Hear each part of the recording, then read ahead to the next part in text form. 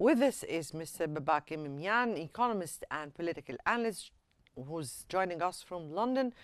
Mr. Babak, let's start with this phrase. Everyone in Westminster is whispering now, debt doom loop. Is the UK actually in a doom loop, or is that exaggerated language to prepare voters for tax rises?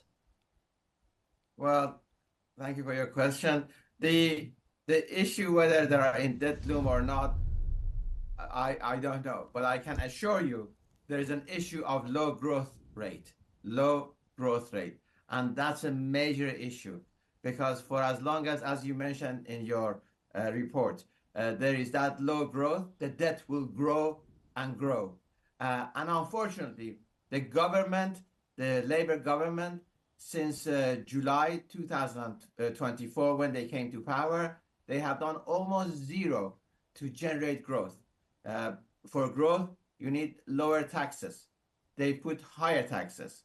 For growth, you need lower regulation. They put on more regulation. For growth, you need to make it more favorable for inward investment. They've actually made it so difficult that the indigenous wealth makers are leaving this country because they are overtaxed. And also on the geopolitics, the hostility towards US, which is totally unnecessary. And then also this prolonging the Ukraine war, which is a drain on the resources in Europe. And finally, the high energy costs. They are not addressing the high energy costs and are still following the net zero green policies, which cost so much. Mm-hmm. Now, the average UK household, in effect, is paying is almost 4,000 sterlings a year in tax just to cover interest on the national debt. Now, how politically dangerous is that for Labour, and do voters understand that number? Well, if we translate that economic issue, that 4,000 per household, 4,000 pound per household, which works out about 1,000 pound per person. If we translate that into political, see what is the political ramification, the UK politics has changed from now 2-party system to 7-party system. You only have to look at the last Thursday local election. The 2-party system, only 25 years ago, they would muster up 80% of the vote. On last Thursday, they only managed 13% of the votes. The rest went to other parties. And this means political instability, because when you have power spread over so many parties with so many ideologies, that means just political infighting. I would say very much like France, where they hardly have an effective government. So where is the source of this problem? The source of it is because none of the parties, none of the 2 main parties, have offered any solution to economic problems. They just ignore it. And people are searching for a solution. They go to fringe parties. And unfortunately, the fringe parties have no solution. So right now, there is that chaos in politics in UK, and there is all those troubles in economy. Mm-hmm. Now, Reeves keeps saying fiscal responsibility, but at the same time, she's letting borrowing rise by over 140 billion sterlings across 5 years. And more than half of that isn't even investment, it's current spend. Is that smart crisis management or just pushing the pain forward? Well, when the Labour government took over in July 2024, within a month, they knew there was a 20 billion black hole in the budget. There was a shortfall of 20 billion. Now that has gone up to about 50 billion over a year and a half.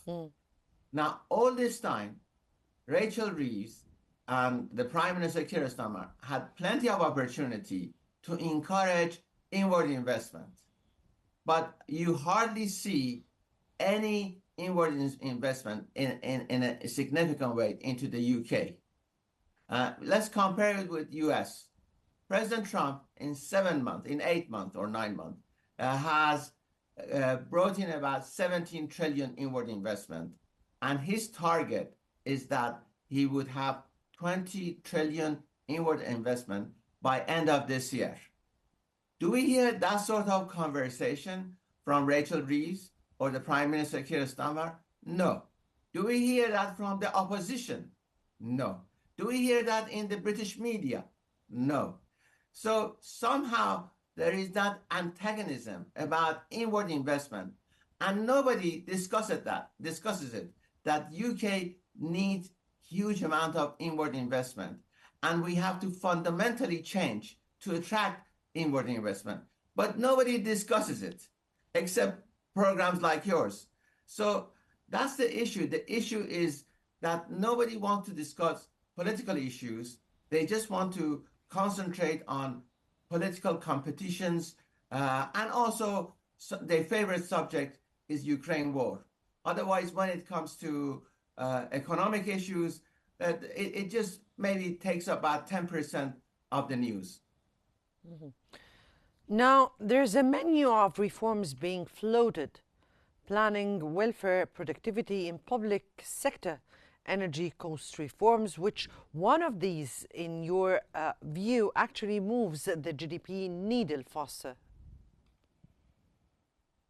Well, you mentioned one form of deregulation, but we haven't seen it, first of all.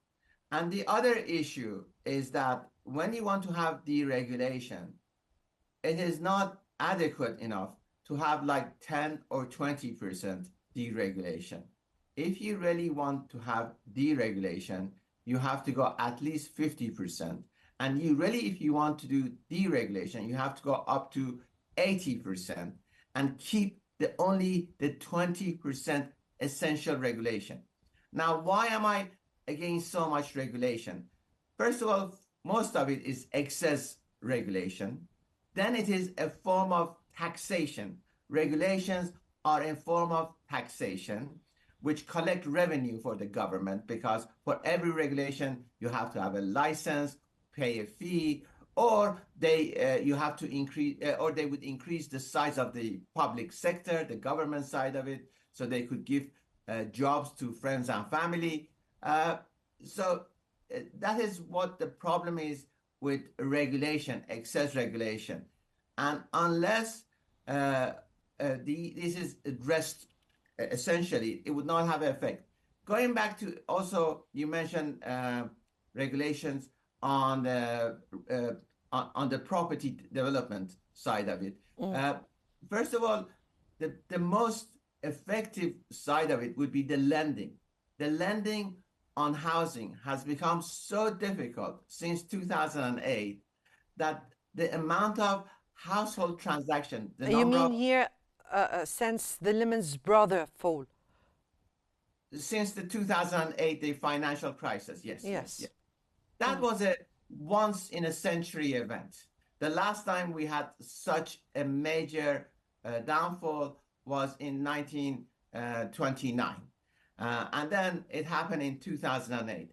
Because of these two events in 1 century, they have over-regulated lending to the extent that money does not flow in public. It only goes to top corporates. So we see this discrepancy where the corporates are getting larger because they can cope with over-regulations, while the average companies or individuals are incapable of dealing with these over-regulations. And that's why there is no growth in housing in the UK. And housing, it accounts for almost 50% of GDP, directly or indirectly.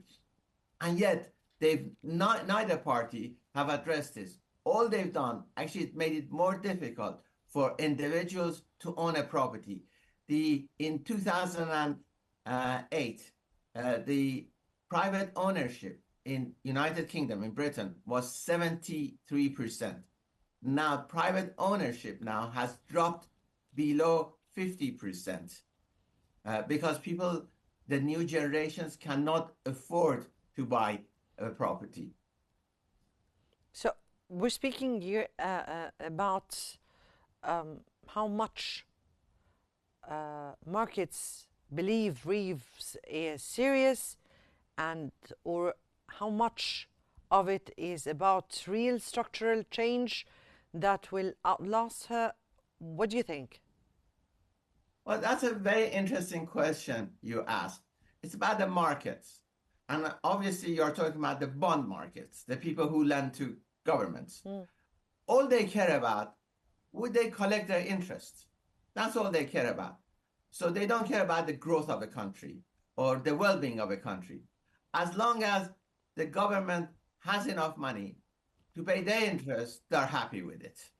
Definitely, lenders do that all the time, everywhere in the whole world. We're not just speaking about Britain. It's the strategy of a state that puts its own priorities and what would be future plans to cover its debts or its lendings, right? Absolutely, you're absolutely. So the market, all they care about is the chancellor going to pay them back? Is she collecting enough taxes to pay them back, regardless how bad the state of economy is? But for the government to be re-elected, they need to show growth. They need to generate wealth. They need to grow the economy. But they have no plan for that. The reason they have no plan, because they have no idea. You said here to grow the economy. In terms of what? What do you mean by to grow the economy, other than bringing investments or direct investments, as you compared between what Trump did and what Summer was not able, or what Ms. Reeves was not able to do? What are you speak or what do you mean by growing economy?